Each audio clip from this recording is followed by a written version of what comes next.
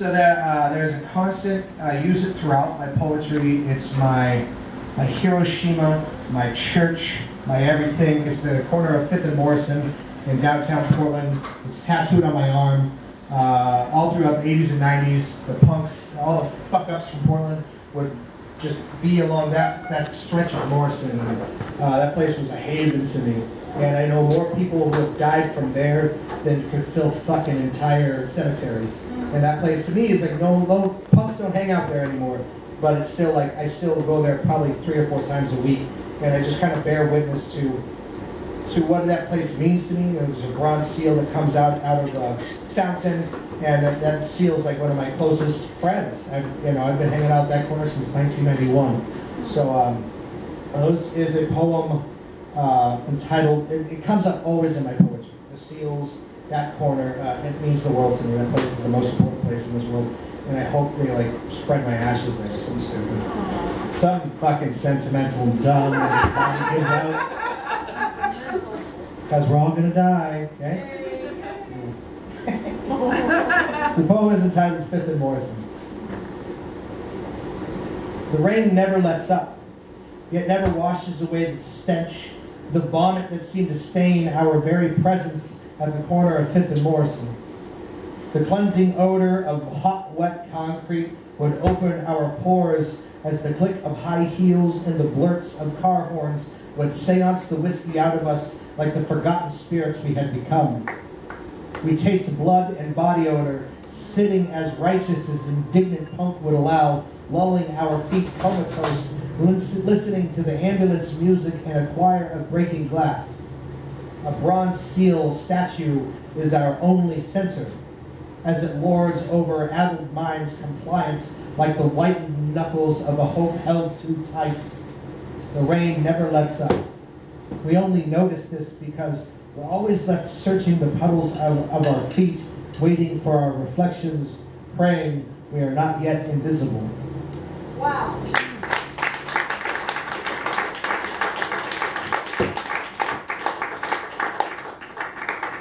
And that companion piece is the title of my book, my first book. It's entitled We Were Warriors. We were warriors. We championed listless causes. We sat penniless, daring autumn to smack us rainy. We took turns negating our worth, from pheromone fixes to sex sickness. We were puddles of electrified water, waiting for the innocent in midnight basements. We were brass knuckles in the bottle of whiskey at all ages shows. We were church pew evil, hoping to firestorm cleanse the world of all impurities. We were shaven heads and mohawks, steel-toed boots and violent empathy. We were children, fed Adam's apple, giving the finger to regret. There is something glorious about feigned apathy and a flock of broken promises. We never expected to live this long. We cannot find enough apologies, so we throw our bodies on the funeral pyres, night after night, hoping we can effigy ourselves absolved. We are very, very sorry. Not for the stain we left, but that we remain walking pillars of your failure. All we ever wanted were the lies we dressed ourselves in to billboard us proud.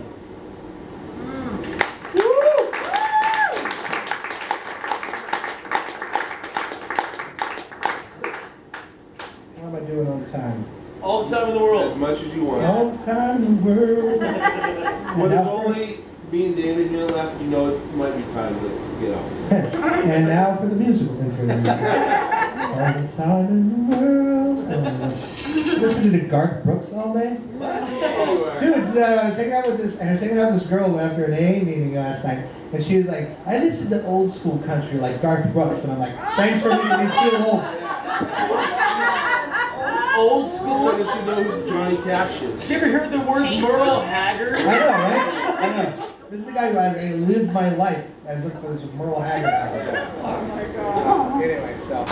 That pissed me off. Yeah, it was a little rough. Yeah, I just wanted to start singing because I could sail my best. Yeah, that's not old. I remember when that came out. Next thing you know, Def Leppard's going to be on the classic rock station. They are. Fuck you! I'm their elevator music now. KZOK now plays Guns N' Roses. I'm like, what the fuck is going on? Is he listening? Yeah. Sorry, my bad. All right, calm down.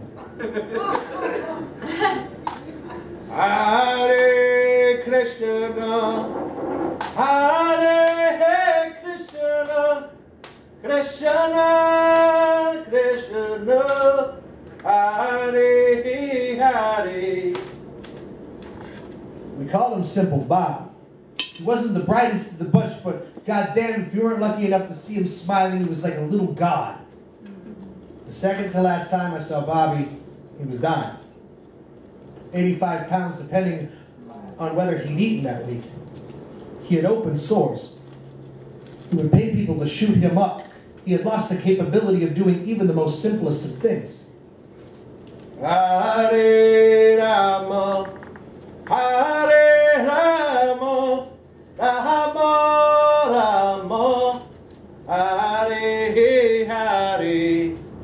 The last time I saw Bobby, he was growing. 145 pounds, depending on the yoga he was practicing to pray away the HIV. He was wearing a robe, selling books, giving out food, chanting, and smiling. He even had a patch of hair at the back of his head with which Krishna would use to pull him to heaven. Some people call them a cult. I call Hare Krishnas light for the hopeless. The real name of their religion is Vaishnavism, worshipping incarnations of Vishnu, the Redeemer. I didn't get it when I first saw Bobby with them, but when I saw Bobby smiling so big and so bright that the sun cringed with shame, I knew then they were meant to save souls. Hare Rama, Hare Rama, Rama Rama. And maybe they were only meant to save the soul of Simple Bobby. But to save even one of the damned is a task so many gods and philosophers have yet to do, so I deem them holy in my book. I learned to eat their vegan sandwiches and found solace in the repetitive chant of a language I did not understand until Krishna pulled Bobby from this world. Krishna could not save Bobby from the earthly fate he had sealed by sleeping with men for money to fund the habit of sharing needles with paid lovers. Bobby's returned to his maker. Whether or not Krishna is God, regardless of what we so-called enlightened individuals think, for the first time, my friend Bobby is happy, smiling at the sun, giggling. I may never understand the exact words, but I will chant. I will chant with such a clarity, even the most simplest of gods can understand. Hare Krishna, Hare Krishna, Krishna, Krishna, Hare, Hare.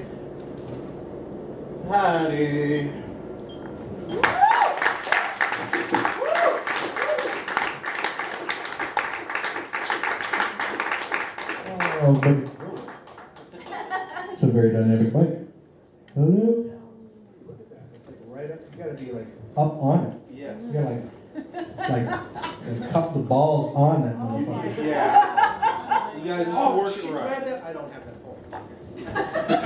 Cup the ball pole? Kinda, yeah. We all have one. No, I don't know. It's there's nobody in this. Nobody in here that knows Papa Fuzzy. I don't know if you can find it or not. However, maybe someday if you come down to Portland, I will share it with you. It is my gay erotica poem to the tune of 'Twas the Night Before Christmas, called 'Twas the Night Before Folsom Street Fair. It's very graphic, fucking hysterical, until you realize that I do it line for line, and you just watch people go green. Next year when you come, make sure you bring that, lead off with that. Where is the funny shit? Oh, this is good. The greatest poem I ever wrote. It's called Real Motherfucking G's. Fucking William Carlos Williams, eat you a fucking heart out. I want to do for literature what Eazy-E did for hip-hop. Keep it gangster. Talent torn from concrete streets, shaking hands, selling souls, art dripping blood from slit throats. I want my poetry to be banned and picketed, rejected as violent and lascivious obscenity, because as the voluminous rhetoric fades, my neon genius hums.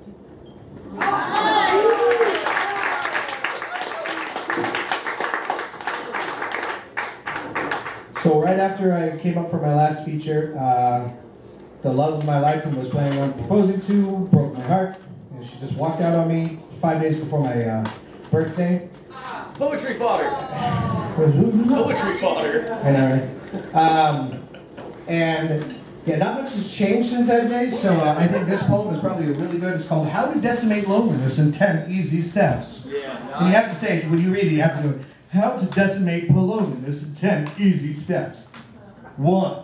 Stop reading this poem. Look into the eyes of the ones who yours seem to belong to these days. They just may look back. 2. That awkward feeling you're having right now? That's not love. That's nausea. And you both have it. We all get it. So stop listening to your diffidence and just say hello, asshole. 3. You know what? Stop listening to me. I have no idea what I'm doing. I can't find my way out of a self-loathing day spent alone playing World of Warcraft, wishing I had somebody to lightly brush my hand and remind me I am not alone. Yes. 4. Who really is ever truly alone? It's not like I don't have friends. I do. They just have more important people to go home with, and have coffee with, and laugh with, and watch movies with, and fight with, and have sex with. 5. Didn't I tell you to stop listening to me? My nights are spent wet and cold in my pajamas, trying not to log onto a multitude of personal ads to chase away the hollow. 6. What about suicide? People tell me that's selfish, but Amy says it's selfish to not let me, and then I get stuck running circles in valleys of thought I'm not supposed to be in. 7. Booze! Yeah!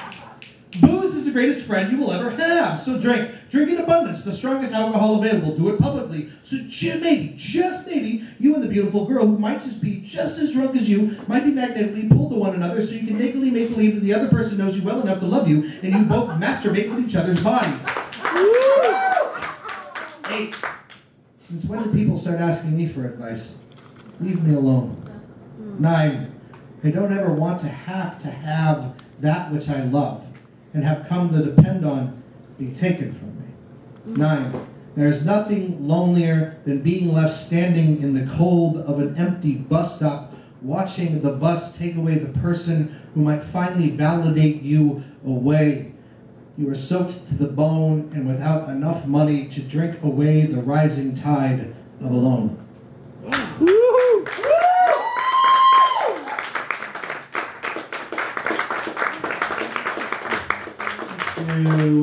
3 more. Yeah. 3 more. Let's cheer it up with this next one. The title of this next poem is The Guy on His Bike Stared at My Sister's Tits. Oh, shit. She has a tattoo. Something about humility across the expanse of her chest. They call it a breastplate tattoo. Tattoo above the breasts, reaching into the crevasse of cleavage, bringing art and focus into an area any man can tell you really doesn't need me. We sat that day in the park, watched her daughter run merry-go-rounds around the jungle gym. A rather interesting contrast to the world we fought so hard to escape.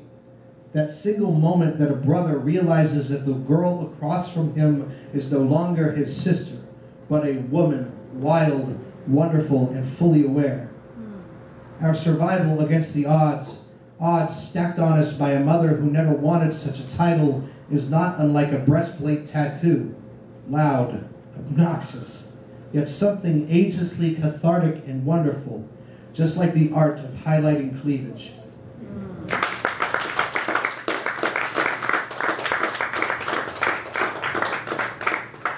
This is my favorite poem I have written to date.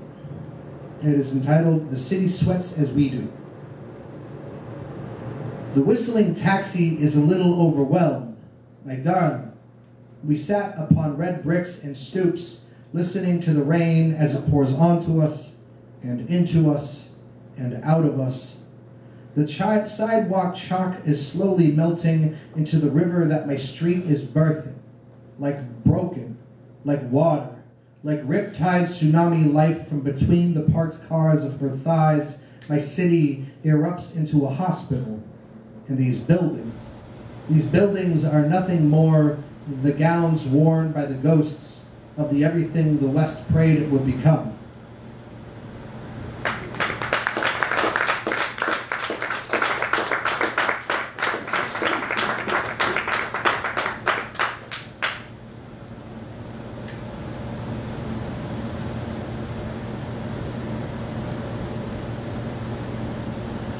So anyway, thank you so much, Everett. You guys are great. I got one more poem. Again,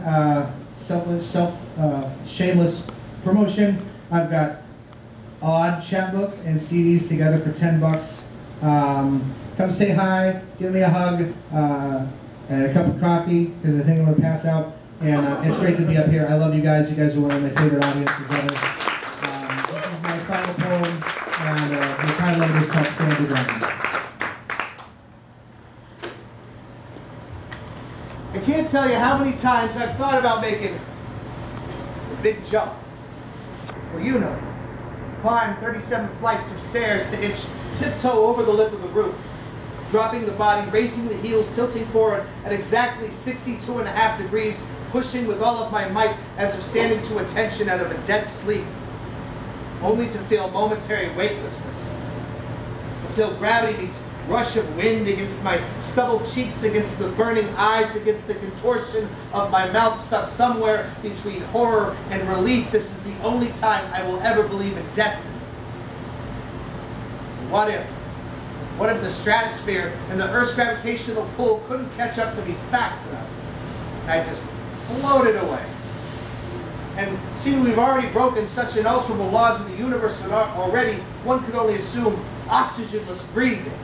I would float fluidly through constellations and asteroid belts. I would dance with sun flares and chase comets. I'd ride shooting stars around Saturn's rings, whisper sweet nothings into Pluto's ears. She's been so depressed ever since the universe disowned her. But then the novelty wears off. It will with every relationship, I promise you. I wish I never would have jumped. Stand your ground. Stand your ground, I promise, gets better. Stand your ground for everyone that knows lonely squeeze pillow sods note for note. Stand your ground for playground fat kids. Stand your ground for the homeless TikTok clock watching tweaker dreading library closing time with no place to go. Stand your ground for Mormon missionaries, Jehovah's Witnesses, and telemarketers. Someone's got to love them. Stand your ground for teenage mothers. Yes. You know what, nix that. Stand your ground for teenagers. Doesn't matter who you are, that whole fucking time is hard. Yes. But whatever your reasons are, stand your ground. Plant your feet. It's fucking cold. Thank you.